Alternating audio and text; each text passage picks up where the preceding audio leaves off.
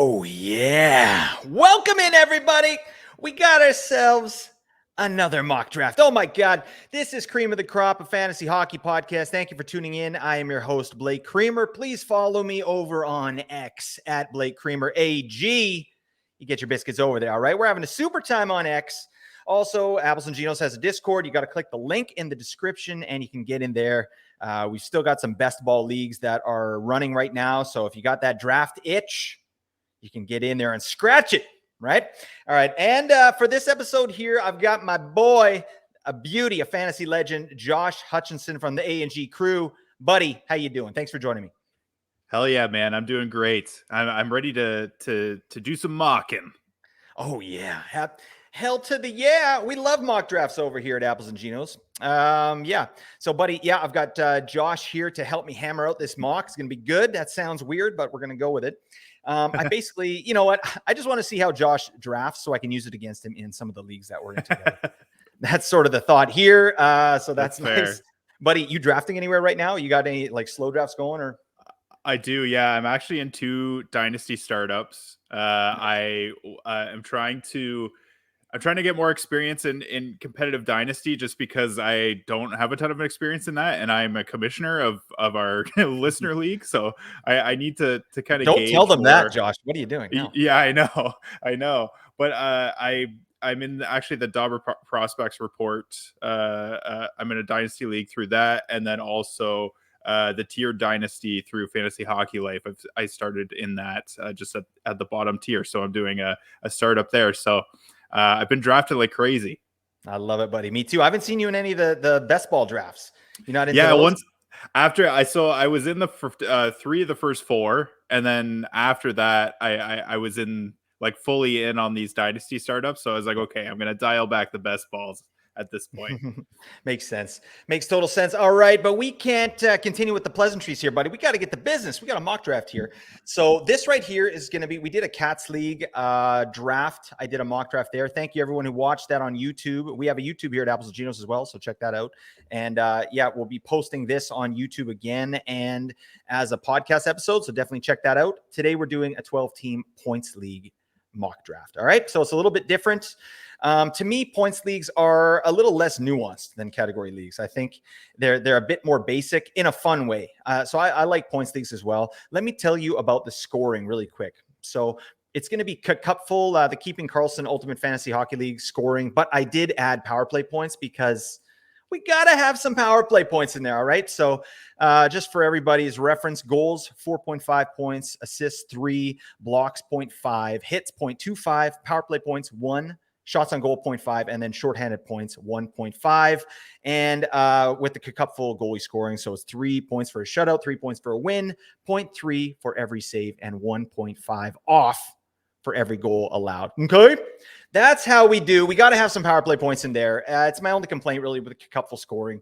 You know, I want, I like power play points. I don't know, Josh, where you at with that? Do you like the power play points in there? Yeah, I think that's pretty fair.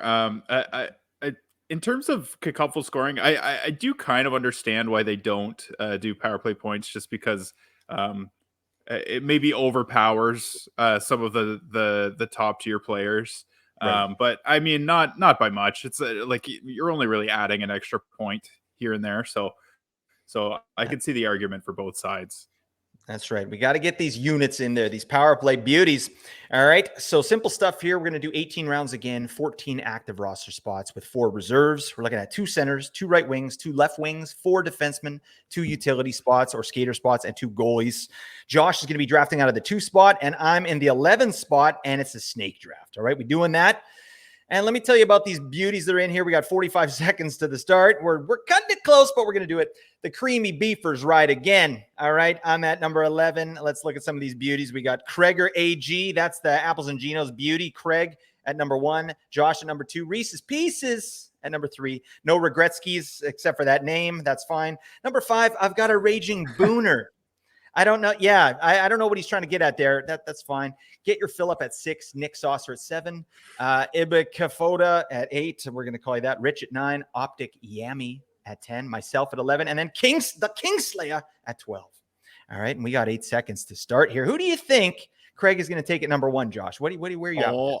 I don't know, man. I think the better question here is, well, I don't know. I think Craig's a big Leafs fan. I don't know. Is he going to galaxy brain and go Austin Matthews here? Oh, I'm not. maybe just go way off the board. That would be pretty crazy. Yeah, I guess Austin Matthews is way off the board. Last year, if it wasn't that crazy to pick Austin Matthews first overall. I've done it before. I've gotten cute. Yeah, like I got McKinnon instead of McDavid at one time. Lost my league by like 5 fantasy points. Ridiculous. Oh my God. All there right. you go. Yeah. McDavid would have been the difference there. Yeah, it's very sad. Oh, there we go. Okay, so Craig, I feel like that took you way too long. That was about 30 seconds of thinking. So I've got the number 2 here. This is the highest I've drafted in any of the drafts so far, mocks, best balls, anything. And this is a pretty hard decision because you got McKinnon, you got Draisaitl. I think those are definitely, you could argue either guy here. For me, I like the peripheral floor of Nate McKinnon, even though Draisaitl's point totals are probably going to be slightly higher. I like Nate McKinnon at 2 just because he's a soggy boy. Soggy boy. And I'm locking in McKinnon. Ooh. Reese's Pieces takes Matthews. Interesting. I like Matthews at 3. I mean, I do put a premium on goals in Cats leagues and points leagues, right? So, I mean, Matthews there, I don't know. How do you leave Draisaitl on the board with power play points, though? And that's so hard. Like a points league, I think Draisaitl, I'd probably go Draisaitl over McKinnon, but it's potato, honestly, right? Yeah. So we got Rantanen goes at 5 to Raging Booner. Do you remember? Did you ever watch the show Growing Pains, Josh? You know, it's a little way before your time, but there's a character, Mike Seaver, his best friend's name, Boner. That was his best friend's name. His name was Boner Stabone. That was his last name, and they called him Boner. So I want that to be my official nickname moving forward. Book it. Let's do that. I'm Blake Boner Creamer. All right, I'll hold you to that. Yeah, thanks. No, that's official. So Rantanen goes at 5. Pasta goes at 6. That's pretty late for Pasta, in my opinion. It's very late. We got some interesting stuff here already at 6. So is there anything, Josh, that you do in points leagues, like any strategies you like to employ kind of right off the hop? I think it really depends on where I fall in the draft. I think I do like to go defense heavy fairly early. Probably not inside the first round, but even sometimes second, third, fourth round. I'm picking defensemen just because there is such a drop off in the amount of points that defensemen get after a certain point. Like once you get past the power play quarterbacks, there's not a lot of points to go around there. So I like kind of shoring up my defense early, and then it's a lot easier to get comparable forwards a little bit later. There's not like as much of a drop off between forwards past the 4th, 5th round as there are defensemen. So yeah, so it's kind of like a value over replacement for you for defensemen. Pretty much. Yeah. I like it though. Although I've noticed so many good defensemen later on in drafts. Yep. Like and when I was doing my defenseman episode for Cream of the Crop, like every defenseman I was coming out to like 65 to 70 points. I was like, what the hell is this? You know, so I don't know. I like defensemen here. It's an interesting strategy for sure. And I don't think it's ever a bad one to load up on deep early.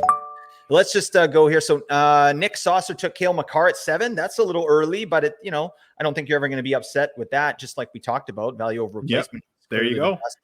Kachuk goes at 8, and then Jack Hughes at 9. That stinks. Number 10, Kucherov. I was not even paying attention.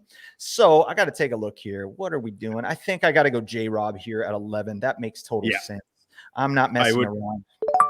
I support that pick for sure. Kucherov is interesting at 10. I've seen a number of drafts where he's going like well into the 2nd round this year. So he's a guy that I think you could get a really good value this year, even though he had a fantastic year last year. Yeah. There's just so many top end guys now. There's so many guys that have 100-point potential at this point. Offense has just gone completely bonkers. I don't know. There's so many guys you could take in this range. Yep. Speaking of that, Kachuk and Thompson at the turn for Kingslayer. That turn spot, pretty sick, man. You can end up with some beauties there. One thing I like to do is kind of to your point. I like to get a D early in my second or third pick. So while I Mhm. still got Roman Yossi out here, I'm going to take a ride on, with this man. I think he's Yeah. getting faded a little bit this season, and it just doesn't make Mhm. any sense to me. I think he's 70 points. He's going to get all the minutes. He's gonna be doing everything on that team, and they're going to be better, right? People forget Yeah. Nashville almost made the playoffs last year with what they had. Yeah, I know. And Yossi had a great point pace. Even though I mean, even though almost everyone regressed on that team. I actually in the tier dynasty that I talked about through Fantasy Hockey Life, their point system is basically a cupful, but then they overpower defensemen in terms of points. So their defenseman goals are worth 6 points and assists are worth 4. So that Oh actually wow. makes defense super valuable early in the draft. So I actually took Yossi at pick 7 in the first round in that draft right after Kale McCarr. I was hoping to get McCarr at 7, but someone else had the same strategy I did. So yeah, I went really defense heavy in that league. Yeah, there's so many different type of leagues, like so many individual like scoring styles, isn't there? Okay, Mm. while you're getting your pick ready here, I'm going to give a recap of the second round here. So Thompson went the first pick of the second round. Then I took Yossi. Then Kaprasov went next. Elias Pettersson, who's actually trending towards a first rounder here now in ADPs. That's interesting to me. I mean, I know he got 100 Hmm. points last year, but I think it's sustainable. I don't know about 100, but 90 to 100, I definitely like him for that. Ovechkin goes after that. Marner goes after that to Nick Saucer. Rasmus Dahlin goes to get your fill up, and Raging Booner takes Timmy Stutz. Beautiful pick, my man. So yeah, what are you thinking here, Josh? So you're coming up. So you got 2 picks to yours. You got Soggy Boy, Nate McKinnon. What are you thinking? Who are you Yes, going to pair with him? right now I'm really feeling defense like I mentioned. Dougie Hamilton's on the board right now. I'm hoping that Reese's Pieces doesn't snipe me. He takes Barkov, so I'm gonna go Dougie Hamilton here. And Get honestly, you I had it, may Dougie. that's right. I may even go defense again with my next pick, depending on how this turn goes for Kreger. Don't hoard all the Hmm. D. All right, don't do that. All right. I Actually, yeah. I have no problem with hoarding D. Yeah, all right. Let's be open-minded. You know what's an interesting pick here? Timo Meyer goes the 9th pick of the second round. To me, in a points league, that's a little bit high. That doesn't make as much sense to me anymore. So I Yes. don't know. What's your thought there? I agree. Yeah, I think that ice time is going to decrease. The shots are. I mean, I imagine his overall totals and his peripheral floor is actually going to go down. Hmm. I think he'll still be a really solid player, but yeah, I agree. I think second round is a little sketchy for Timo Meyer at this point, especially yeah in a points league for sure. Yeah, I like Bangers Timo Cats is a Meyer. different Yeah, story, but totally. Oh my. Okay, so I'll let you get your pick going here, Josh. all Yeah, right. Miller and Heiskanen go to Craig there on the turn. So now Josh is up. He's got McKinnon and Hamilton. What's he gonna do? Yeah, there's a number of ways I could go. There's still a lot of really good top end D here. I would have really liked Miro Heiskanen. We got Carlson still there. We got Morrissey, Mikhail Sergachev, Adam Fox. But I think what I'm going to do is reach a little bit and go Evan Bouchard. I think it's Nice. totally worth it. I feel like Bouchard is really going to pop this year on that top power play. I haven't been able to get a lot of Edmonton Oilers early in the draft in any of my drafts, so I feel like it's almost you almost need to reach to get one of those top power play guys in Edmonton. So I'm gonna do that right now. Yeah, and I feel like Bouchard is not a reach. I mean, it's a little bit risky. It's a little bit risky, bisky, but it's a very calculated risk. And who's going to take power play 1 in Edmonton? It's Evan Bouchard. I think his floor is 60. So 60 Yeah, points for a defenseman with very good periffs. Like, not that, I mean, we have like minor banger waiting here in this league, but Evan Bouchard's a great pick. I think makes total sense at that point. After Evan Bouchard goes William Nylander, then Mika Zibanejad, Kyle Connor.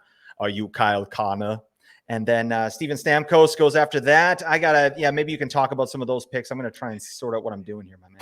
yeah. I've been seeing Nylander going pretty consistently in the second round in a lot of the drafts that I've seen, which is surprising to me. I think that based on his production last year, he's close to that. But the fact that I think his Fantrax ADP is just really, really high. So people are kind of taking him there, but I'm not sure. I love William Nylander, but I like him at value. I think early third round here makes a little bit more sense to me. Do you think Nylander gets traded this season? I don't know, man. That's a good question. I mean, Matthews got the extension. By all accounts, it sounds like Nylander wants a lot of money, and honestly, I don't really blame him. Like, he kind of got the raw end of the deal on the previous contracts. Like Marner, Matthews, Tavares, they didn't take any haircuts, and Nylander got way underpaid. Like, he was paid significantly less than them. So it feels like he kind of deserves to get paid at this point, but I just don't think that they can afford him. So it may have to happen. Yep. No, that makes sense. It's too bad. Although I liked the interview I heard from him. Oh, Rupe Hintz. That's terrible. I was actually looking at Rupe Hintz, a little bit of a reach. Oh, so shoot. Rich, buddy, what are you doing? You're on notice, buddy. All right, Rich. That's not how we do it here. I don't stunt my players. Oh God. All right. Now I'm flailing. All right. Let me see.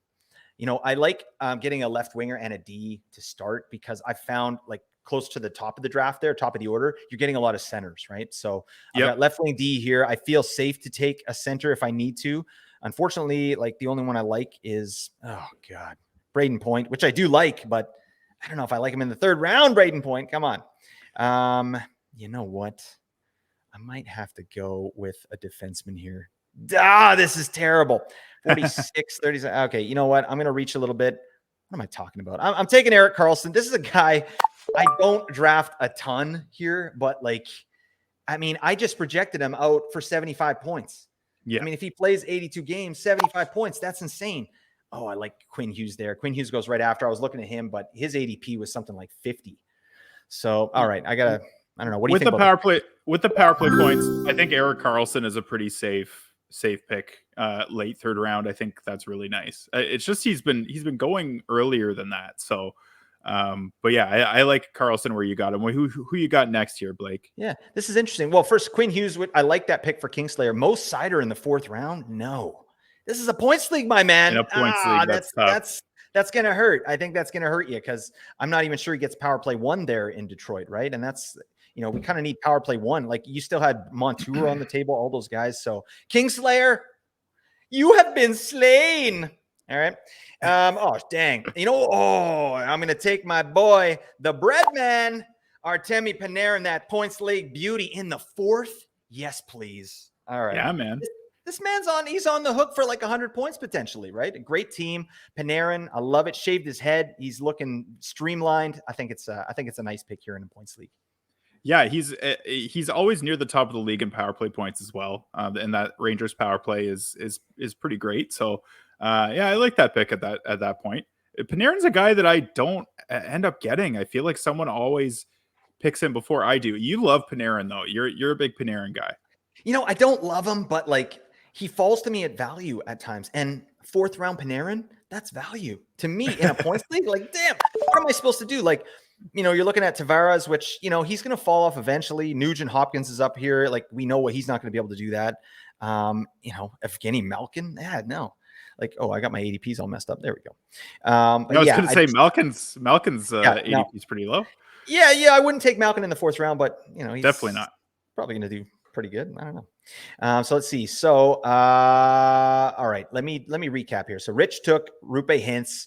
That's not my favorite thing. Jake Gensel went right before I picked Erik Karlsson, and then Quinn Hughes goes to the Kingslayer, and then Mo Seider. He went to the old mill and he picked up some cider, and hopefully he has a nice time with that. I got Panarin on the rebound. Braden Point goes. That's great value for Braden Point in a points league, I think.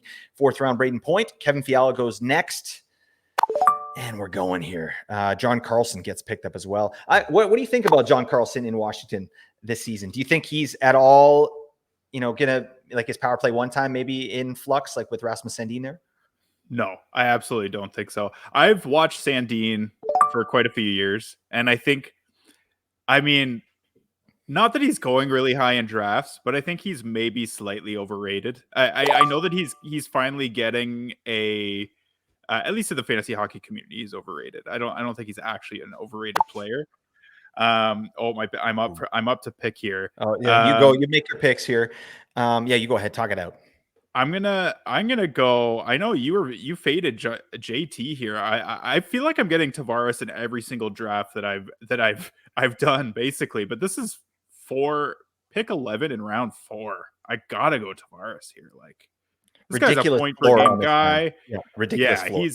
he's a point per game guy every year. DeBrincat was the other guy I was tossing around. I really like him. Yeah, I've been getting him in a lot of leagues too. Krager takes DeBrincat and Sergachev at the turn. I like Sergachev a lot as well.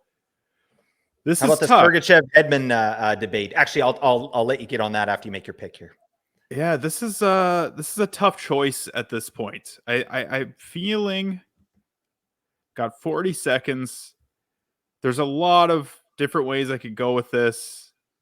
I'm feeling like I could go D again.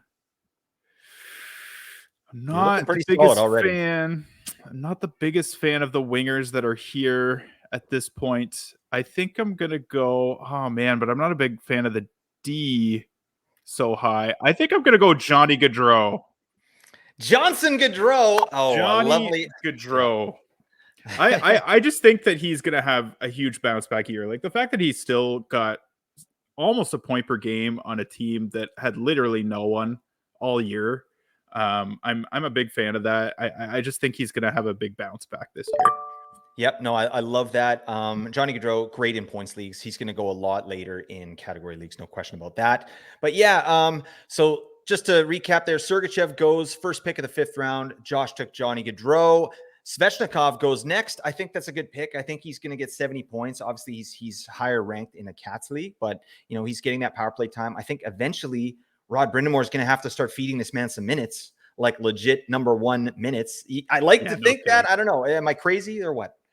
No, you're not crazy. He is such an amazing player. It's just he's so capped by this Carolina Hurricanes team.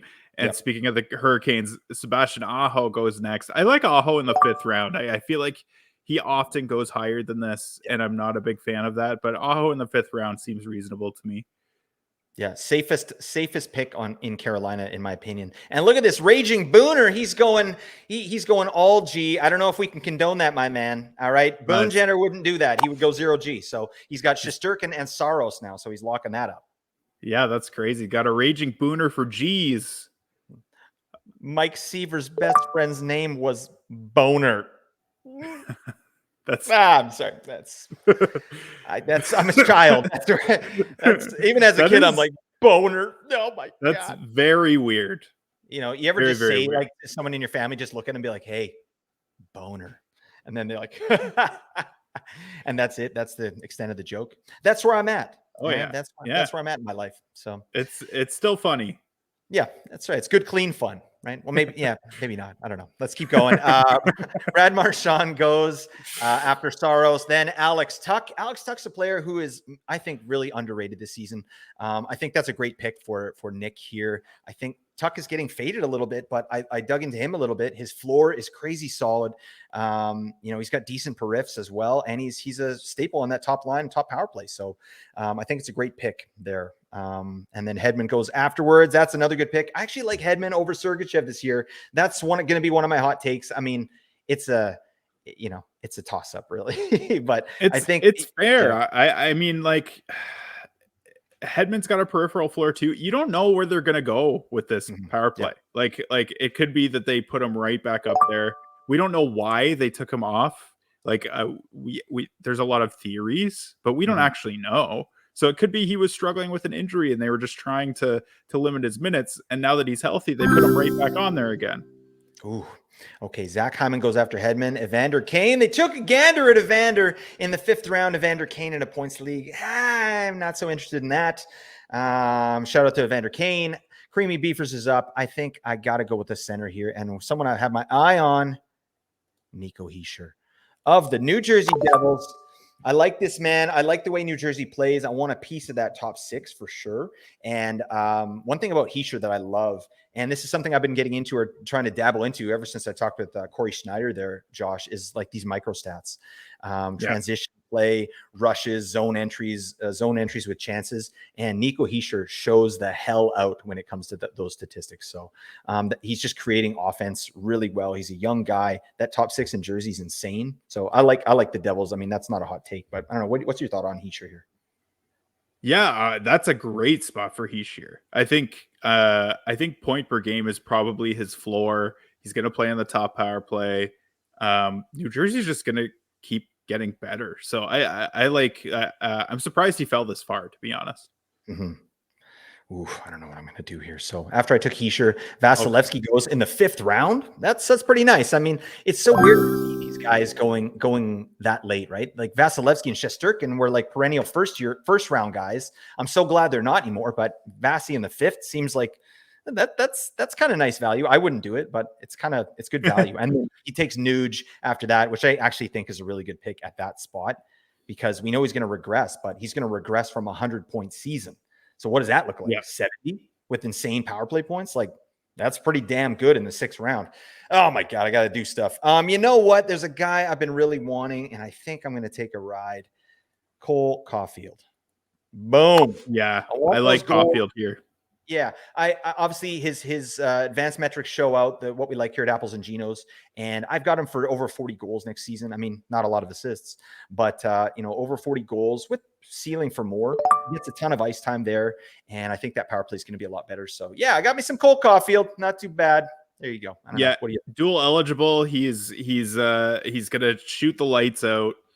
I mean, not much to hate about Cole Caulfield. He's going to get tons of minutes too. Going to play on the top power play. Him and Suzuki have good chemistry. Doesn't really matter who they're going to play with on the other side. I love Cole Caulfield here, even though he's a Montreal Canadian, a stinky hab. I'm a big fan of taking Cole Caulfield around this range of the draft for sure. Absolutely, buddy. 6th round. Jordan Kyrou goes after that. Another guy that's kind of fading a little bit in drafts, but he's very much like Caulfield to me. Like this guy got 37 goals last year. Bang! Mm-hmm. Like on a really crappy team. So I think he's good to go. It's just another year of development there for Kyrou. 100%. I'm with Kyrou for sure. Georgiev next. There's some goalies going. These guys don't listen to the podcast. I remember when I first started listening to Apples and Genos, and I was like, okay, that's a nice idea, but then like anytime I would do a draft with anyone from Apples and Genos, I would take all the goalies like right off the start, thinking I was being all cute, all smart, and like no. Or thinking that you're gaming the system because you're getting these guys at slightly I don't know. Yeah, like better value, better draft. Exactly. But I don't know. You're just playing right into the 0G people's hands. This is the way.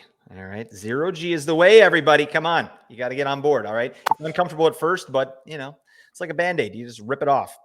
Philip Forsberg goes next after Georgie, and then Carter Verhaeghe, the even strength warrior. Bang. I like Carter Verhaeghe a lot. Like, again, his advanced metrics show out. The guy's shots on goal per 60, ridiculous. His conversion is insane, and it's mostly at even strength.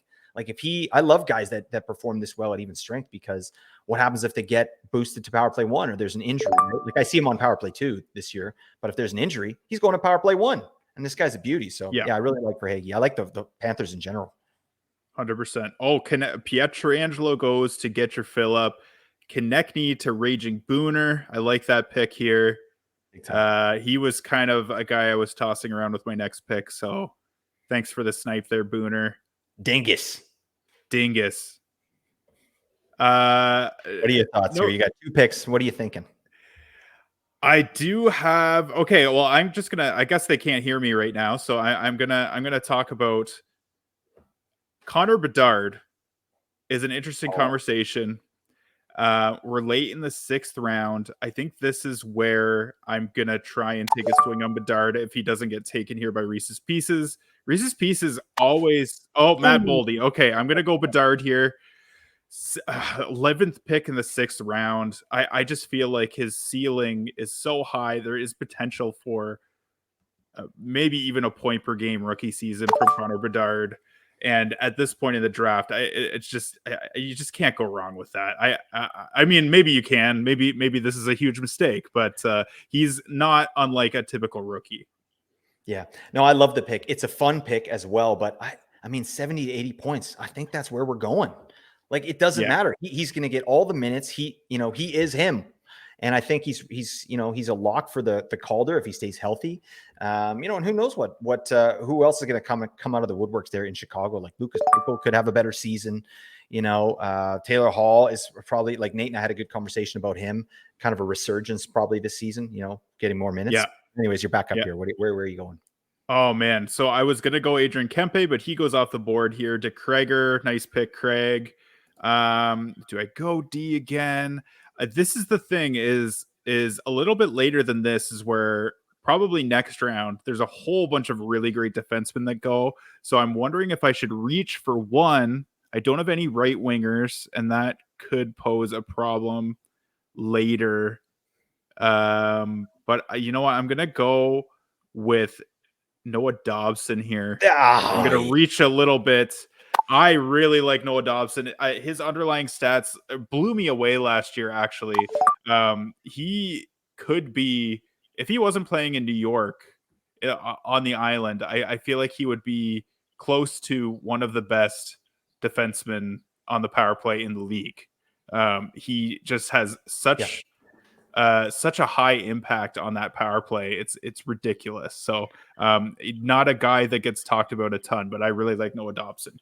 Yeah, at pick 75, bang. That's major value for Dobson. I think he could be like one of the better power play defensemen in the league, like based, like you said, on the metrics. And I think with a full season of Bo Horvat there, Barzal's healthy again, like their power play is going to be better.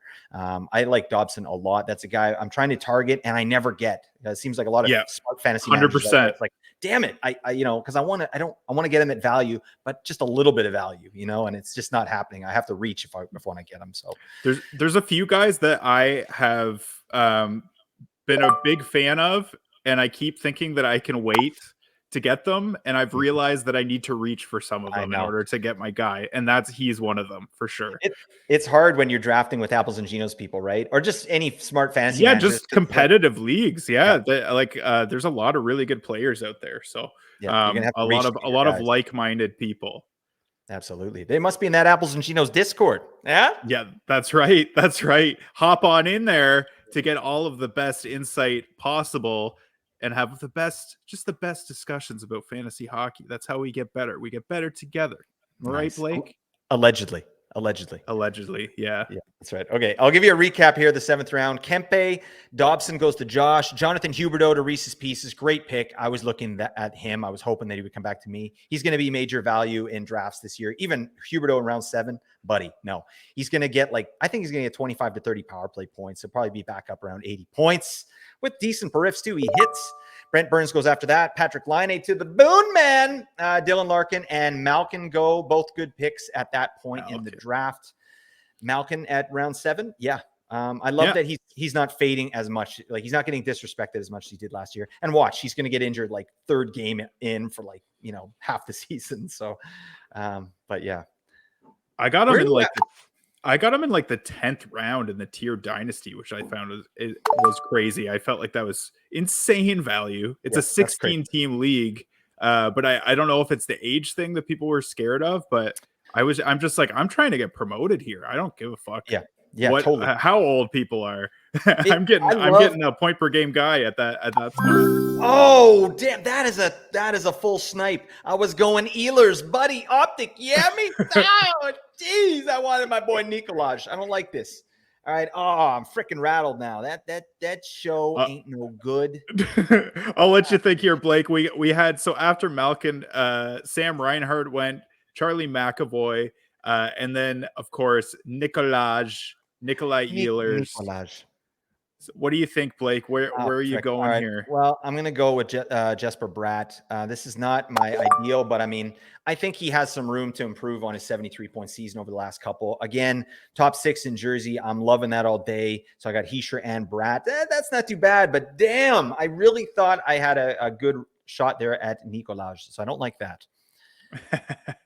Well, then I sniped Rich. All right. Rich is saying, no, Brat, buddy. Yes, Brat. All right. Brat pack right here. All right. That's right. Oh, God. I hate those. All right. Let's see. After I So took just for Brat, Letang goes March or so after that. And then I'm back up. And I think I got to get more D. All right. Giggity. But I don't know what I want to do. I want some more power play business. And I'm looking at my boy, Jacob Chikrin. yeah, Get in my life, that's buddy. a good call. I like Chicken for power play 1 in Ottawa. I mean, it's a toss up though. I mean, it could be Thomas Chabot, but I think, when you got a guy with the power play acumen as Chikrin has, you got to get him on the top power play, right? Chabot can do so many other things and eat those even strength minutes and power play too. So I'm really hoping Chikrin gets that spot. Yeah, I think even if he's not the power play 1 quarterback, that's still a good spot for Chicken here. His ADP is in the hundreds, but he's another guy. He's another guy on my list of guys that I really like that I don't end up getting and I've had to reach for. So him and Dobson are like my favorite 2 guys right in this range. There's another guy, I'm not going to say who it is yet because I don't want to give it away. There's another guy that goes pretty late that I'm a huge fan of, and I'm a big fan going into this year. But I'm not going to talk about him yet. We'll see what happens. Speaking of how's your Nichushkin, buddy? That's a great pick. I love getting Nichushkin. He's dropping like a stone here in drafts. Do you see that picture of Nichushkin by some car and he's got 2 M16s or something just holding it? This guy, what is he doing? I don't know, man. Obviously what happened in the playoffs, okay, where there's smoke, there's fire, something shady happened there, my man. And now he's got this picture with a gun in a car, very strange. Very strange, but after pick 100, Nichushkin's my boy. I don't care. You can have 2 guns, my man. Just make sure they're not loaded and just show up to the game. All right. Because I love Nichushkin. He's going to get power play 1 there in Colorado. It's a great pick. Usually I go after 100. So after my Chikrin, it went Pavelski, Nichushkin, and then Mark Scheifele just got picked. Hi, Mark. Great pick. We don't know where he's going to be this season. So, and then Ottinger goes after that. I was going to say with your 0G, because something I like to do is I get antsy. So at round 10, I'm like, I got to get somebody, right? Because this is the first year kind of going full 0G. Sorokin in round 8. Oh my God. That's pretty good. I don't know. But yeah, how late are you taking goalies here for your 0G? Pretty late, man. Maybe too late. I feel like in the dynasty leagues that I'm in, I think I waited too long getting guys. I think in the one I got Bobrovsky in the 9th round, but I believe that was an 18-team league, so it was pretty late. There weren't a ton of volume starters left. And then I believe I got Merzlikins in the other one in the 11th or 12th. But again, that's like in a league like this, in a 12-team league, that's more like the 14th, 15th round. So that's pretty late. I also another guy that I've been looking at in terms of a 0G option is Anton Forsberg. I don't think that this guy is. I mean, I think Korpisalo is probably the 1A in Ottawa, and we'll probably get a lion's share of the starts. But if he falters, they still have Forsberg. They trust him. I know he's coming back from a big injury. I think he tore his MCL in both legs or sprained it or something like that. So I mean, that's tough. But I mean, he's a guy that I think you can get basically at the end of your draft. And I think there could be some value there. Okay, here we go. So I'm back on the clock. I have 0 right wingers. So I think I'm going to have to go right wing here. I mean, based on who's left, I think I'm going to go Tyler Toffoli. I have not been drafting a lot of New Jersey Devils, not because I don't like them. I'm a big fan of New Jersey and their top 6 going forward this year. I just find that people have been sniping them. Yep. Yeah. What do you think Toffoli this year? What do you want to project for him there? What do you think? Oh, that's a good question. I wish that I had a little more intel on that. I mean, it depends on where he plays. I don't know that he's going to get top power play. I would guess 65 to 70 points. Similar to what he had this year, maybe a little bit less. Just because he was he was kind of the only guy going in Calgary. So I think they were deferring to him quite a bit. So okay, I'm curious your thoughts about this. Drake Batherson, Craig drafted him at the turn here. What are you feeling about Batherson? Are you drafting him at all? Because if he is not found guilty, he's a fantastic pick and like is going to be a huge value pick this year. But if he is, he's not going to play.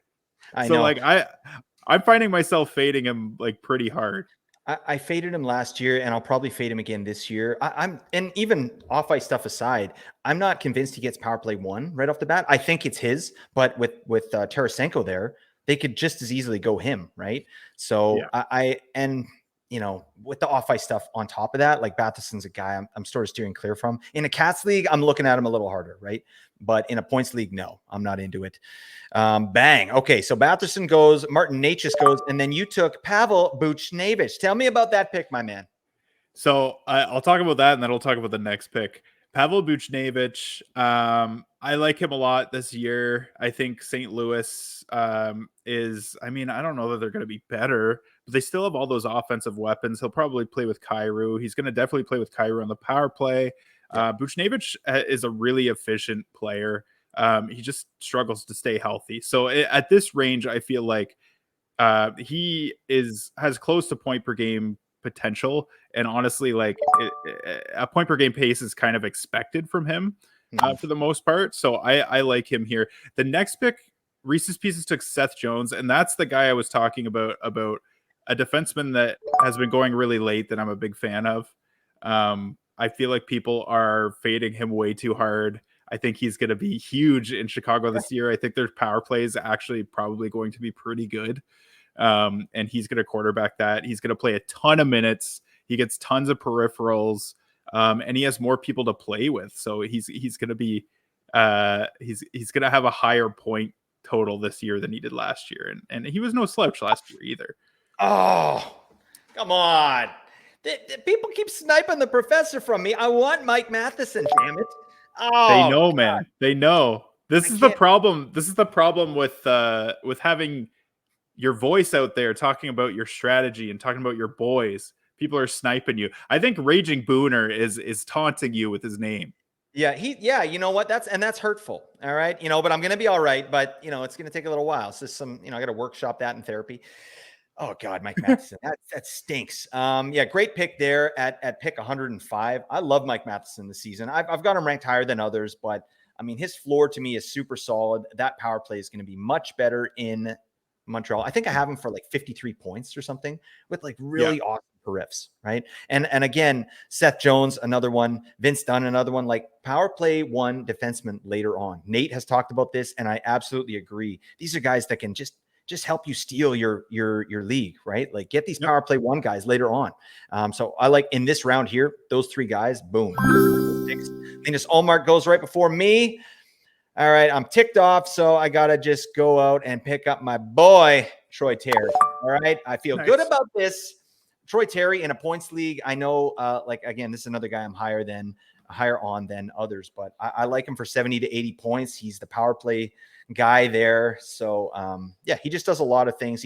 And in a points league, Troy Terry, no problem. Like, I've been picking him in Cats leagues too, just because.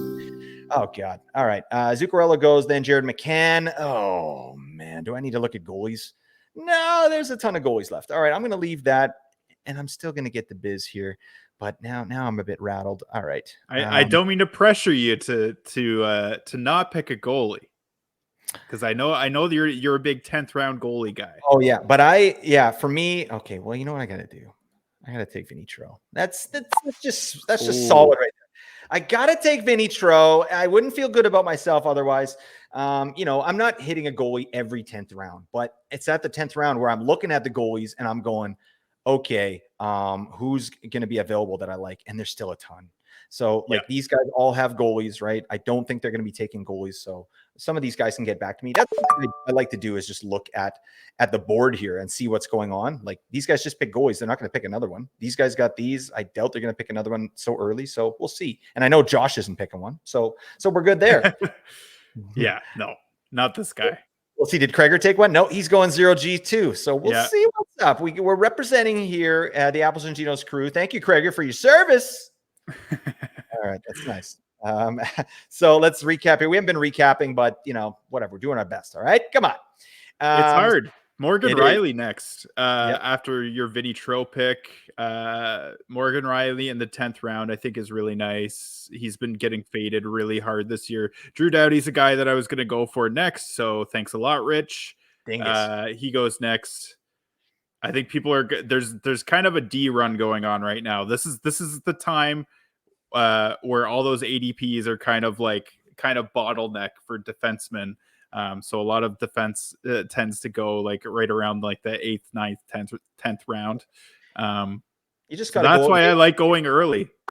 Totally. Makes total sense. Ooh. All right. This man listens to the A&G podcast here. Owen Tippett, after he took Mike Matheson, I'm calling him Ibi Kafota. All right. Ibi Kafota. You're doing well, son. All right. Congratulations to you. But yeah, I wanted to ask you about Morgan Riley and the Klingon John Klingberg. Who's getting PP1 there in Toronto, buddy? Yeah, I mean, I think they're gonna stick with Riley to start. I think there's definitely you're definitely probably gonna see Klingberg at some point playing on PP1, but I don't think they slot him in there right away. Like the Leafs had the second best power play in the league last year. People forget that.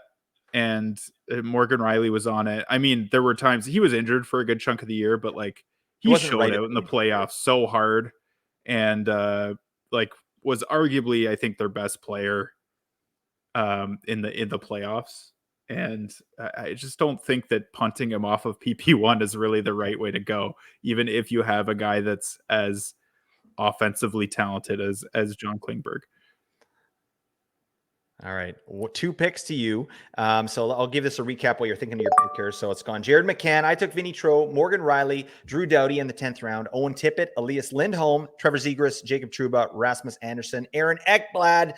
So big time D run. And now it's up to Josh. What are you doing, my guy? Wow, man. So this is hard.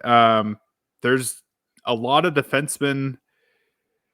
Oh boy. A lot of defensemen here. We got a few guys. Joel Eriksson Ek is an interesting guy. He usually plays on power play 1 in Minnesota, and I think they're going to be pretty good. Nazem Kadri still on the board. Brock Nelson. I know you love Brock Nelson. Brock Nelson, legitimately, actually, I might even go Brock Nelson here.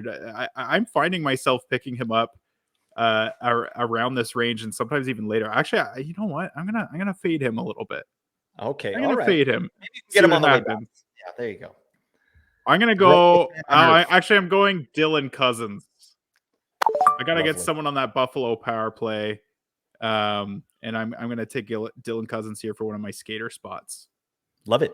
Yeah, Cousins is going to be great this year. I mean, his metrics are decent, and he's on that top power play, so that's excellent. And plus, he's getting paid, right? Like, when you got a contract like that, every year is another year. Every game to just develop, get more minutes. I think his ice time could go up, marginally, and his power play is going to be killer. It's a great pick in the 10th round. My God. All right, so now Thomas Chabot and Ricard Raquel went at the turn to Craig. I think I'm going to go with Nicky Schmaltz, another power play 1 guy, eligible. If he stays healthy, he's probably a 70-point guy. I like him in Arizona. I like Arizona in general this year. They're way more fantasy relevant and just have way more players that could make an impact there this year.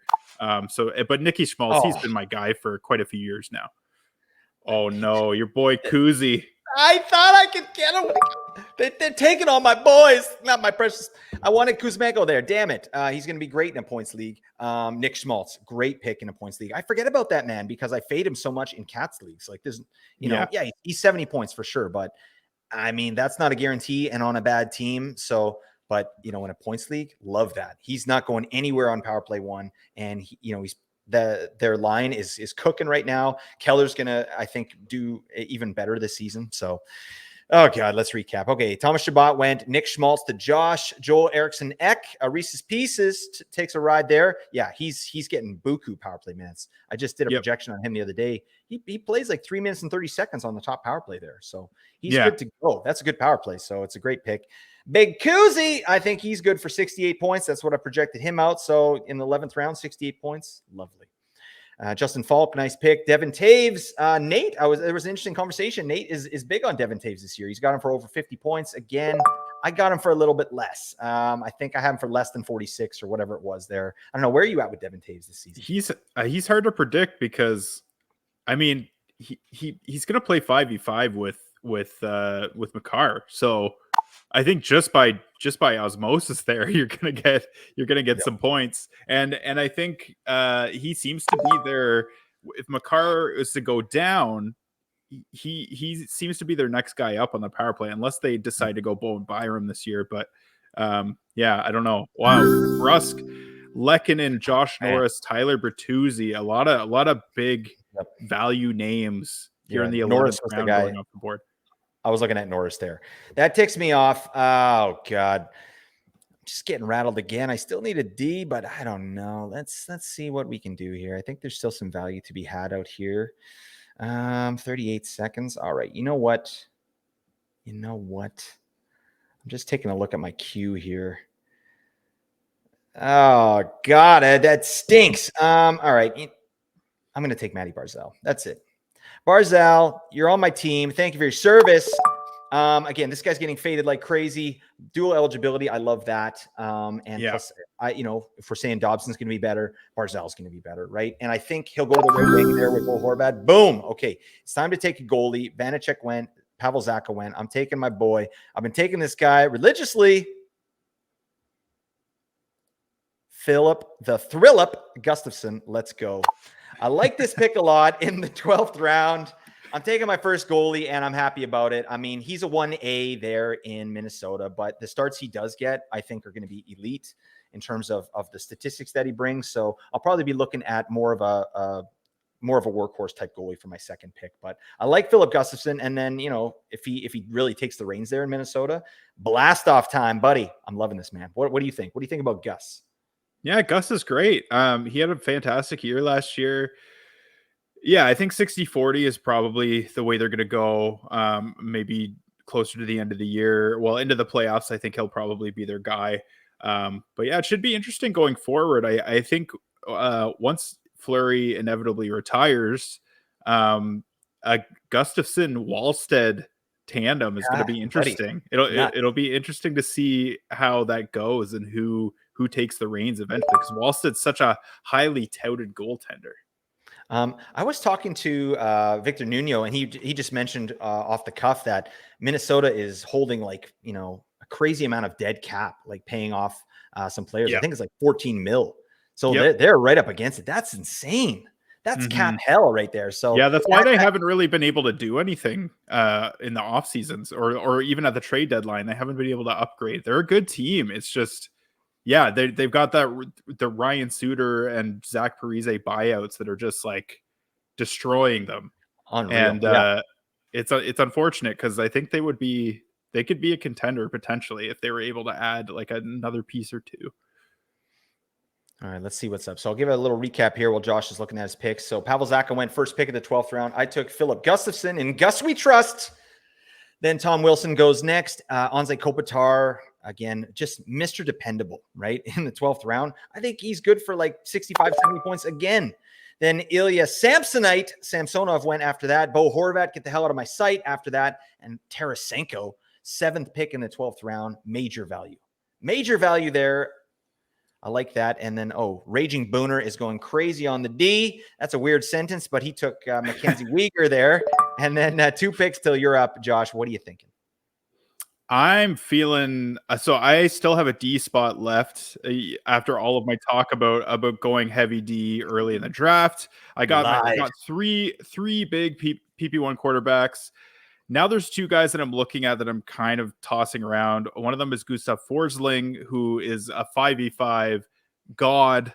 in beast. terms of shot production and just points in general. I think he's gonna get a shot at PP1 to start the year with Ekblad um, and Montour not being ready to go to start the year. So that should be interesting to see what happens there. I've been picking him pretty late in drafts. So I think I am going to go Forsling here. The other guy that I was thinking about was Sean Dursey.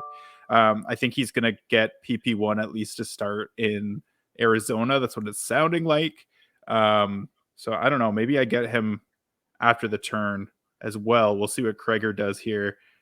But Yeah. I I love mean, Forsling though. Like shot production for that guy, shot generation for Forsling is elite at even strength. Like you gotta love that from a D man. He's one of the best. Yeah, definitely a guy that's overlooked and a guy that I've been targeting late as a sleeper this year. I think he may pop. Well, yeah, and a nice pick, like especially with Florida's injury situation going into the year, right? Like Yeah. even if those guys are back, they're probably not 100%. So why not trot Forsling out there? The guy's a stud. And also, if the power play's cooking with him as their quarterback, like maybe they just keep it rolling. You know what I mean? Like he's never really got a good run at PP1. So you never know. There could be this untapped potential that we don't know about. And it seems like based on the underlying numbers, it wouldn't be that big of a stretch. PP. So Korpisalo goes to Kreger at pick 12. He caves and takes a goalie. Are you still winning? Are you still winning the goaltender?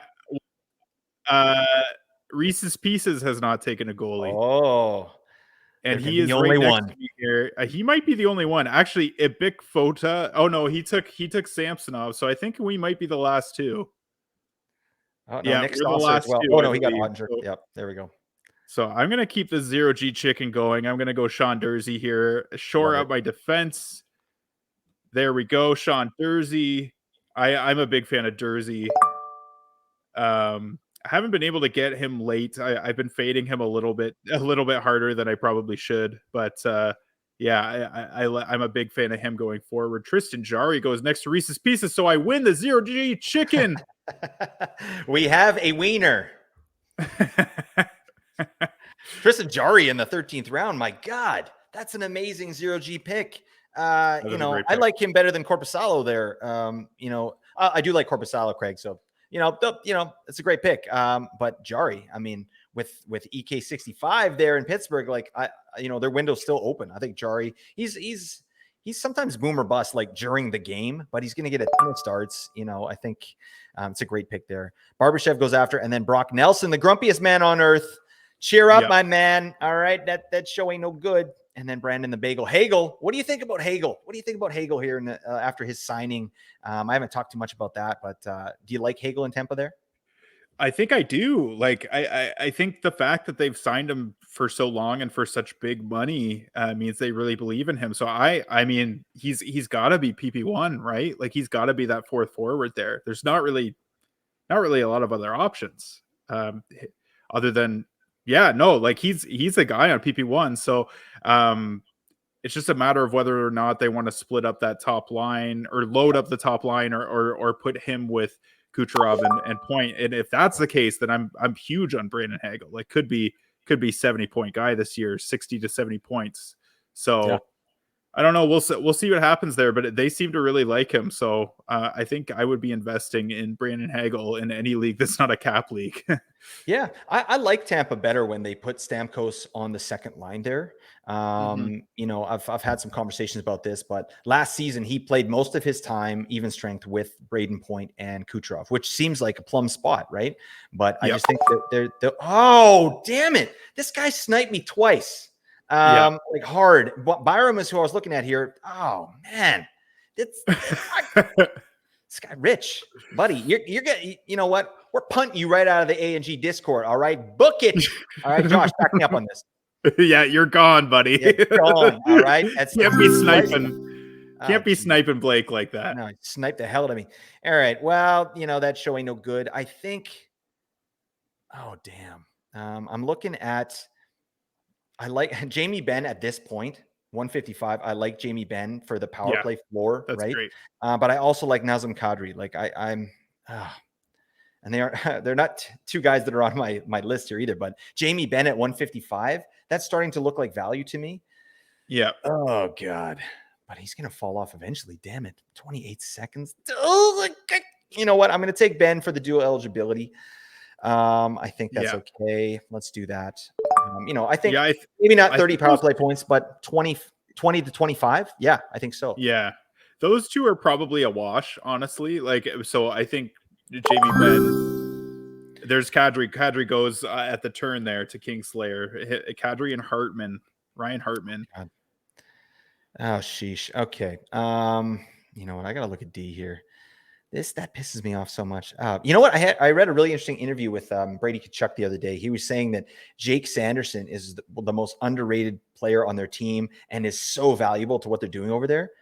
Not that it's going to really change his fantasy value this year, but I just like to hear stuff like that. It gives perspective to what's going on in the team. Like, this guy could be a beauty in a couple of years, Jake Sanderson. 100%. That's the player I'm looking at this year. It's definitely in dynasty leagues. Oh my God, pick this man up.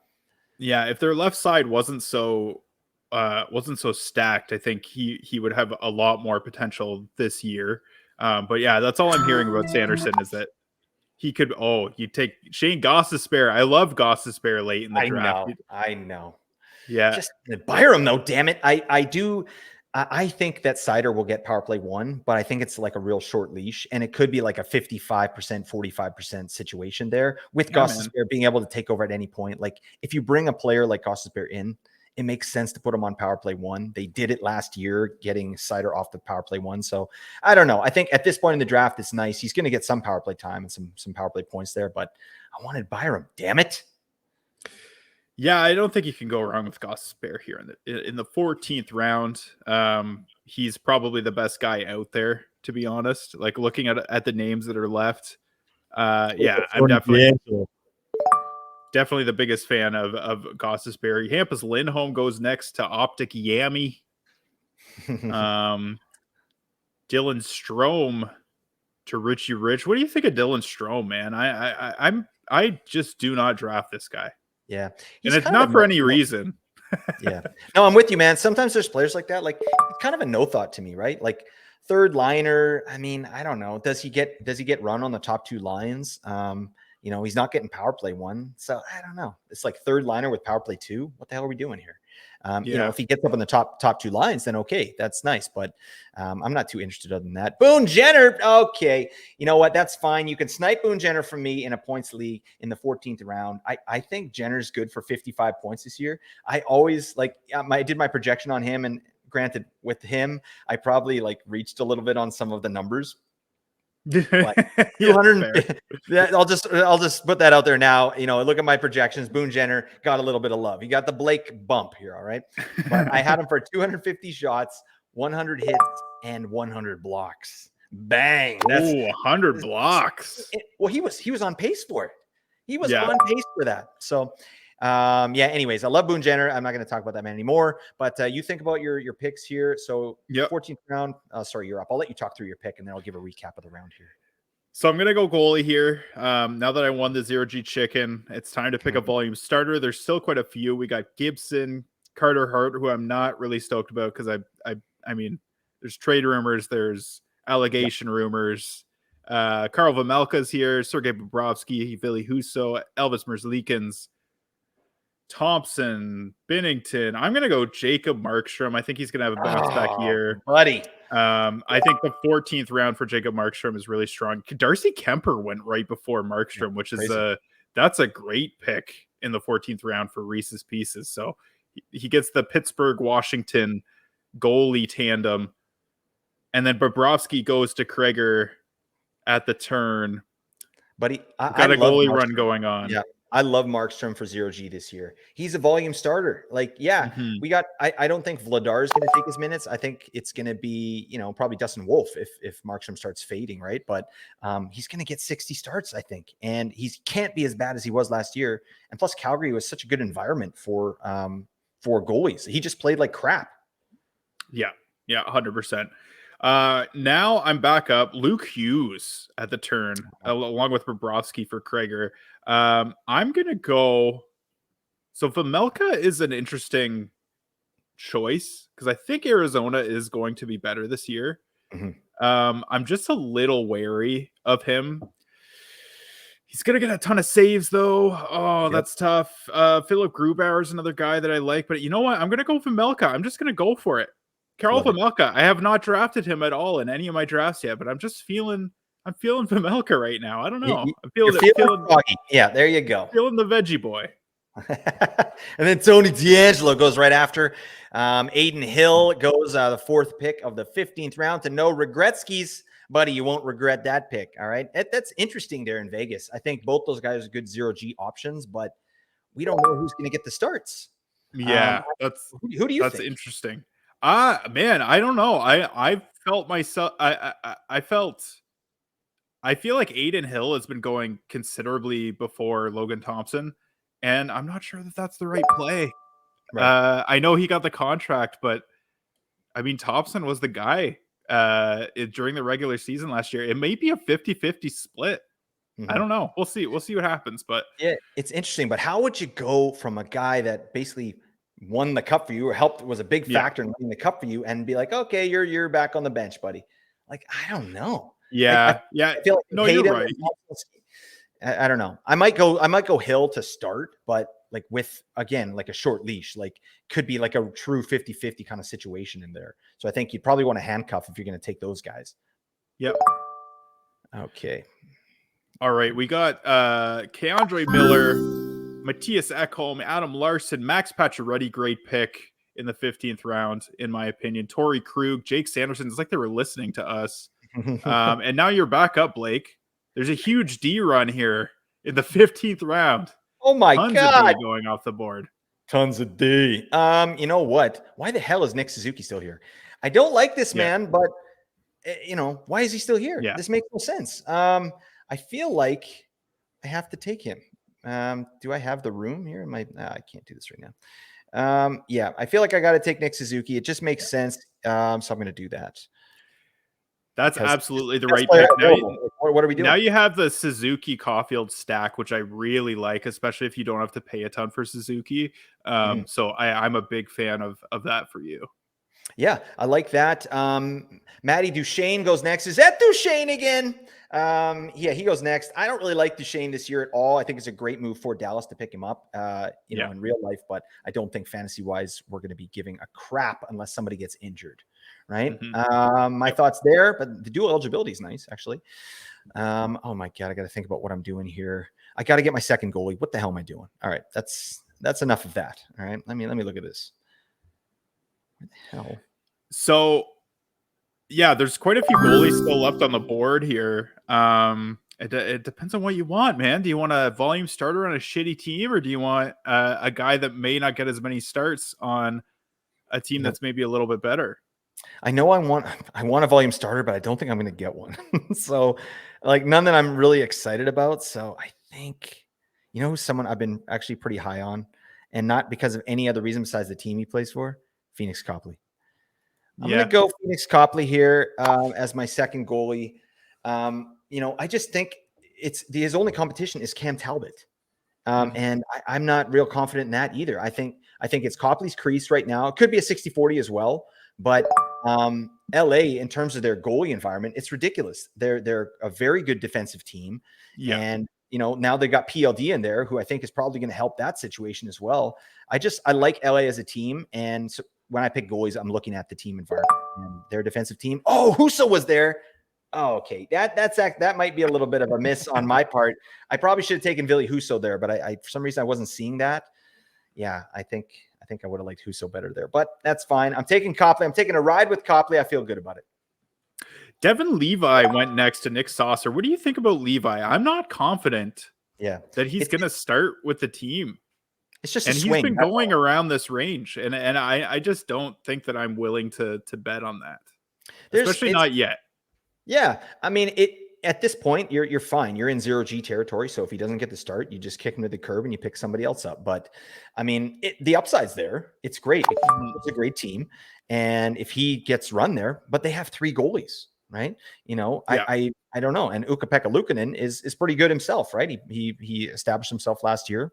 So we'll continue talking about that. Let's talk about your pick here. You're up after Raymond, Velarde, Jarvis, and Mangiapane went. Who you taking? Yeah, this is tough. So I'm gonna go back to forward here. I need some more wingers. There are quite a few interesting. I mean, I could go floor like a safe floor, or I could go for a swing. And we've got Alex Killorn sitting here, dual eligible, that I think is going to get a really good opportunity in Anaheim. Anaheim also has the most off nights of Yep. anyone, so that's definitely a factor here. I think I'm going to go Alex Killorn at this point. So boom, there he is, locked in. And oh man, there's a few other options here that I do kind of like. And again, it's a situation where, do I want to say floor, or do I want to go for a home run Mm-hmm. shot? So there's Lucas Reichel sitting here with left wing eligibility. I think he's probably going to play with Bedard. He's probably going to play on the top power play. I have a lot of people projecting him to score a lot of points this year. But I mean, he's a rookie too. Like, he's barely played any games in the NHL, so it's hard to know. Yep. But at this point in the draft, like that's when you try and go for these home runs. So Yeah. and then you've also got David Perron sitting here, who's probably going to play on power play 1 in Detroit. Yeah. It's So safe floor or a bit of a swing, I think. What do yeah, you that's tough. But I feel like Perron's floor is probably about where Reichel ends up. I think I'm gonna go Perron. I'm gonna go Perron here. He's dual eligible as well, so that is definitely gives me a little more flexibility. So I got a couple of old guys, Killorn and Perron here. And then we just got one pick left. I guess you have 2 left. I have one more. Oh, we're loving it. Yeah. Okay. So we got some good picks here in the 17th round. First off, the last pick of the 16th was Wyatt Johnston, went to Krager. It's a great pick. He's in the top 6 there in Dallas. He had a nice season there. Kent Johnson with his next pick, which is a player I'm excited about too. I mean, his metrics don't really show out, but he's a talented guy, and he's in the top 6 there in Columbus with access to some decent players. So, you know, he should play with Fantilli, right? So Kent Johnson, Yep. Fantilli, I like that. And we'll see. And he'll get power play 2 for the most part. So those are 2 nice picks. You took Perron, which I think is the right pick there. You know, a safe pick. And he's gonna that they got DeBrincat on the power play now. So I think, you know, his ceiling goes up a little bit, or his floor goes up a little bit, right? Robert Thomas, his name was Robert Thomas. Yeah, he goes. That's a great pick there in the 17th round. Buddy, shoot the puck. What's wrong with this man? I don't know, man. Him and Matthias Michelli. Can you just pass the puck into the net? All right. Yeah. Pass it to the other team's goalie hard. All right. Let's try there. Ryan O'Reilly goes next. I'm not too stoked on him at all. And then Booner, that raging Booner, took Patty Kane. And then, Cam York. What do you think of Cam York? Give me your thoughts on him, because he's a guy I've been targeting late in drafts. Yeah, I think that's a great pick in late in drafts, because I think he's probably going to be their power play 1 quarterback in Philly. And honestly, I Philly, with the people returning from injury, they got Cam Atkinson coming back, they got Couturier coming back, they got Owen Tippett, who I think is probably going to pop this year. I mean, they're looking a little bit more deep on offense. Like, Yeah. I don't know that there's like real high level top tier talent there, but their top 6 is pretty solid. So I like Cam York this late, Big just time. because of the opportunity. But Who's gonna take those minutes? he is definitely the last power play quarterback that I want in the league, for sure. So true. Because he doesn't really shoot the puck much. I mean, it's still a pretty small sample size for him. We don't really know what to expect. But yeah, like last year he shot less than a shot per game. Playing 1939 time on ice, doesn't have a lot of peripheral. Like, yeah, his peripheral floor is not high. Like, he doesn't really hit and block very much. So, But yeah, I mean, if he's playing on power play one, like I'm definitely in on that for sure. Yeah, it's a hard season to judge last season because Provorov was moved out, which didn't really affect him, but Tony DeAngelo gets moved out as well, right? Yeah. So those are players that will definitely affect his deployment. So I think I've got him for over 20 minutes, deployed next season. So that should be good. And then that's a freaking snipe. He took the power glove. It's horrible. These guys are just mean people. All right. Well, no, that show ain't no good. Damn it. I really wanted that player. All right. Okay. Now I'm rattled. You know what? I'm just gonna start just picking randomly. That pisses me off. All right. I'm gonna take Brock Besser. I do think he's gonna have a better season. He should get the Moonlight on power play one, definitely power play two. Besser's had a lot going on in the past here with off ice stuff, personal stuff, injuries, and he's finally healthy coming back into the season. I think he could definitely have a bounce back. He actually requested, he went to the general manager here in Vancouver and was like, please don't trade me. He went to don't trade me. Yeah. And they didn't. And so I think I'm kind of excited about him into the season here. Owen Power, that's who I wanted, damn it. All right, you know what? I gotta take a look here. Oh man, this is rough. I got it. Okay, yeah, you go for it. Go for it. Kalen Addison with my last. Okay, I don't see who else is going to be unless it's Jared Spurgeon, right? They might go Jared Spurgeon on the top power play, but I don't think they will. I think Kalen Addison, another year older, right? Obviously, they didn't trust him. They gave him sheltered minutes last year. But even if they do that again, he still got over 3 minutes on the power play, right, in Minnesota last season. Yeah. So if that happens again, I think we're looking at 20 power play points minimum. And that's what I like out of my last pick there. I did want a defenseman, but, I would wish I had Owen Power. I would have liked that a little better. Anyways, what were you saying? That's an excellent last pick of the draft, by the way. I think that's great. And maybe, yeah, him and Cam York are probably a toss up for my my last power play one quarterback of in the league that I would like on my team. But that being said, they are power play quarterbacks nonetheless. So that's what I would like. I definitely like those picks. Teravainen and Olofsson went at the turn to Kingslayer. Olofsson is not a guy that I've seen drafted very much. So that's an interesting take. I wonder if Kingslayer is banking on him potentially getting on power play one as that fourth forward, because he did play there off and on last year. I don't know. We'll see. He's a real interesting guy. He's a real good efficient source of shooter. goals this late. Yeah. I mean, he could get 20, 25 goals and that wouldn't, I wouldn't bat an eye at that. Just doesn't do a whole lot else. That's the only problem. But and that's why he doesn't play very high in the lineup typically. So yeah, he's interesting though for sure. Riley Smith just went. Jared Spurgeon went to Ibikfota. Lucas Reichel did go to Rich.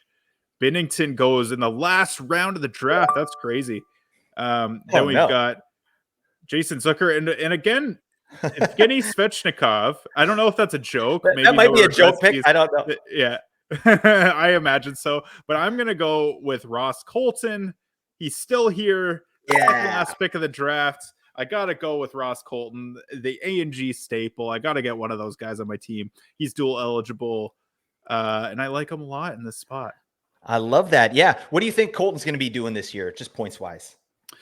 I mean, I could see 55 points. And then with the peripheral floor, I like his shots. I like his pitch. Probably gonna have a career high in shots and hits. Just because I think he's probably going to get the best time on ice of his career so far. Colorado's so interesting because they've had so many injuries year after year to guys in the top six that, like, I mean, as soon as one of those guys goes down, he's right in there. So yeah. I mean, I'm a big fan of Ross Colton here. And no matter where he plays in that top six, he's going to be playing with premium players and better players than he was playing with in Tampa, because they were honestly incredibly healthy last year. So he didn't really get a chance to move up the lineup. And then Yeah. with the last pick of the draft, Krager takes Adam Fantilli, which I really like that as a late round swing. I think he's gonna have an interesting season in Columbus for sure. I think he's good to go. Again, when I was talking with Victor Nuno, one thing they do there over on their podcast is he gets like beat writers in for each team, and so when, Yes. but also even that doesn't even make any sense because he talked to this guy, he talked to the GM of the Blue Jackets at the draft, and Oh, okay. he said like, yeah, we're not bringing if he makes a team, we're not bringing him in to like toil away on the bottom six. Like he's gonna get some top 6 minutes, right? So we could be looking at 16-minute Adam Fantilli with decent players and some power play time. Maybe he moonlights on power play one as well. Maybe hopefully not this year, my man. Don't kick Boone Jenner off power play one. All right, we need that. But yeah, that's the draft there. I mean, that this seemed pretty good. Like you can tell, we've obviously done a lot of drafts, Josh, but you can just tell the acumen of the fantasy managers here. Like there was no real stinky picks. I didn't see anything. Nope. There was a couple early that were like questionable, but not questionable. And like, what the hell are you thinking? Like, it's kind of like, oh, I wouldn't have done that. But like, just a good overall draft, I think. All right. Well, looking at your team, why don't you run down your team for me and tell me kind of what you like and what you don't like? Yeah. So yeah, I got Nate McKinnon, Dougie Hamilton, Evan Bouchard, John Tavares, Johnny Gaudreau, Connor Bedard, Noah Dobson, Tyler Toffoli, Pavel Buchnevich, Dylan Cousins, Nick Schmaltz, Gustav Forsling, Sean Dursey, Jacob Markstrom, Carl Vamelka, Alex Killorn, David Perron, Ross Colton. Honestly, man, I'm pretty happy about this team. Yeah. There's not a lot that I don't like. I'm pretty happy that I ended up going with dual eligible players late in the draft. And guys, honestly, like there's quite a few guys that I have here that that play on a lot of off nights. New Jersey has a ton of off nights, so I've got Hamilton and Toffoli there. Anaheim has the most in the league, so Killorn is a decent pick there. Colorado has quite a few. Ross Colton and Nate McKinnon. Even Chicago has a lot, so Bedard's a good pick there. I mean, I'm pretty happy with the flexibility of this team. Yeah, I mean, maybe I'm just too much up my own ass, but I kind of like that. I kind of like my team. There's not a lot to not like here. There's a couple really good picks. I think I like Evan Bouchard in the third in a points league. I actually really like that. I think that's that could be a real slam dunk for you there. And I like Bedard in the sixth. I think that's the latest Bedard I've seen in a little while. And yeah, I think he's going to be good to go. We're looking at 20 power play points and over, most likely, I think probably 70 to 80 points in the sixth round. Like he's going to get all the deployment. So I love that pick. And I love Jacob Markstrom. He's probably my favorite 0G target this season, right? Because he's just going crazy late. I mean, you got him in at the end of the 14th round. Jacob Markstrom, he's one season removed from a Vezina nomination. Yeah. Okay. Like you don't forget how to be a goaltender, right? Something was obviously going on in Calgary. And I think, that like getting Daryl Sutter out of there is going to help the situation. I've talked about that at length, but yeah, Markstrom, love that player. Let's go over to the Creamy Beefers and see what the hell's going on. All right. So I got Robertson in my first pick, then picked up Yossi and Carlson. I love that actually in a points league. Like Carlson, not a guy I'm targeting in any way, but in a points league, bang. Like, I don't care if they take his minutes away. Like, yeah, he's going to regress. Like, 25% regression. We're still looking at 70 points. Damn it. Yeah. And that's at the end of the third round. So I love that. Panarin in the fourth. Value. Nico Hischier, I love that. Cole Caulfield in the sixth. Jesper Bratt in the seventh. Jacob Chikrin is a player I'm very interested in. We talked about that. And then Troy Terry. I love him in a points league. In the ninth round, buddy. Get my life. Vincent Trocheck, I had to have him. Matty Barzal after that. And then I took my first goalie in the 12th round with Philip Gustafson. I just like that player. I like the situation there in Minnesota. And like I said, he might not get the most starts out of all those guys. Like maybe that even went after him. Like I had a question on the YouTube video last time. I was like, why'd you take Gustafson over, Skinner and Vanacek and Olmark and all these other. I was like, I just trust the goalie. I trust his metrics. I trust the situation there in Minnesota. So yeah, he won't get as many starts, I don't think, as some of those other guys, but I think that the starts when he is in net, we're going to get elite statistics.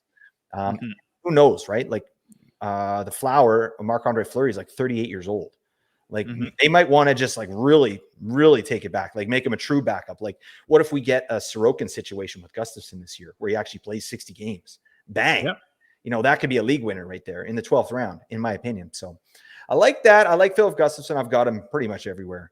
So that makes me a little scared, actually. Why am I getting Philip Gustafsson on every team? People are like, Yeah. what the hell is this guy doing? I know. I the same way. I have Merzlikins on a lot of teams, and that Right. scares the shit out of me. I know, 'Cause buddy. I'm able to get him late because he was so bad last year, but I'm just like, it's same with Markstrom. It's like, can he really be that bad again? And Columbus has really improved too. That's the thing, is like defensively, they really shored things up, getting Provorov and Severson. So, and then, And I mean, Babcock. getting Mike Babcock. Yeah. Just having a solid system in place. So I mean, we'll see what happens there. But like, he doesn't have really anyone competing for starts with him either. So he's a guy that I've been liking to pick up there. But again, it's Yeah. terrifying me Why am I because getting him at every time? Am I so exactly. smart or am I so out of touch? Like Am I that's just galaxy yeah. braining this shit? Yeah. We'll figure it out. I'm with you, buddy. I like Merzlikins. I think Babcock is going to bring a lot of value there to that team structure. Obviously, he's an elite coach. He's just a ding dong, but hopefully he's Yeah. gotten a little better at that, right? And Merzlikins is going to be a beneficiary of that, I think. So I love that 0G pick as well. After Gustafsson, I got Jamie Benn. I think at value, and I like his floor with the power play points. Yeah. Shane Gostisbehere. Yep. I think 20 power play points probably in the range of outcomes there for Gostisbehere, whether he's power play 1 or 2. Nick Suzuki in the 15th round. We had to do it. All right. I got Suzuki on my team. Thank you, my man, for your service. Then I picked up Phoenix Copley in the 16th. Brock Besser is a homer pick in the 17th round, but I like it. I think he's good for 30 goals. And then Kalen Addison, glad he was around with my last pick of the draft, because I think if he's in the lineup, he's getting power play 1 and he's getting a ton of it with those beauties on Minnesota. So yeah, that's really it for the draft. Are there any picks that you saw that just from anyone, put you on the spot here, but anything that you saw where it's kind of like, I don't know, or, oh, wow, that was a really good pick? Oh man, that's a good question. I'd have to take a quick look here again. Nothing really stood out to me. It went about the way that would have expected it to go. Like, I don't think there was any like, holy shit, like this guy went way too high, or this guy went way too low, I mean, there were a few guys that got faded a little further than I would have thought. Like, looking at the late rounds, we've got guys like, I mean, man, Logan Couture is a guy that gets picked in the last round all the time, and he's a guy that just is like steady Eddie, like almost 70 points every year. So he's interesting. I don't 60 points for Couture, probably again 30 and 30. Yeah, that's what he's going to do, no matter what. Totally. Yeah, that's kind of just his thing. It doesn't really matter who he plays with. He hasn't been a top line guy in a long time. Matty Beniers in round 14. I think is a really nice pick. Yep. I think Seattle's still going to be strong this year. So that's who Nick Saucer got Matty Beniers in the 14th round. So that's pretty nice too. Dawson Mercer in the 13th is also a really nice pick. Krager. Yep. But yeah, I mean, other than that, it's like pretty unsurprising the way that this draft played out. It's very similar to a lot of the drafts that I have that I've done so far. Yeah, I get so much value out of drafting with really smart people, because I've been doing a bunch of mocks on Yahoo, and it's just clown season there. You know what I mean? You pick a team and you're like, how the hell? Like, this makes no sense. You're getting like Valerie Nichushkin at like pick 180 or something. Like, what the hell? This makes no sense. Or Matthews at 10. Yeah. Isn't his X rank like 11? It's fucking even, crazy. It doesn't make a bit of sense. So, but this is good stuff. But yeah, Josh, thank you so much for doing this with me. It's so much more fun to have a person here to kind of go through the teams. So, well done to you, my man. Absolutely. Thanks, man. Thanks for having me. Let's do it again. Buddy, we definitely will. I want to do another one of these, maybe one, maybe two more. We'll see what the engagement's like. But thank you so much, everybody, for checking this out on YouTube. We got like over 700 views on the first one, so that's excellent. I really appreciate that. And we'll be releasing this next week. This was good times.